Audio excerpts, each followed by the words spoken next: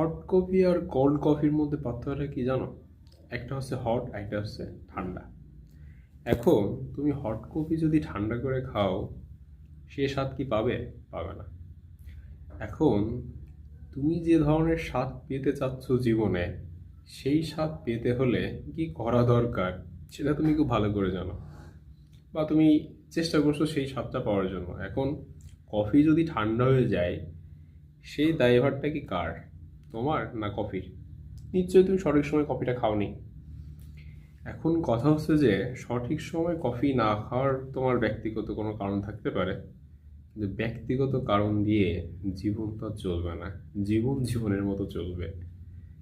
এখন তুমি যদি সেই কফির গরম স্বাদটাকে অনুভব করতে চাও, তাহলে তোমাকে সেই সময়ের মধ্যে খেতে হবে।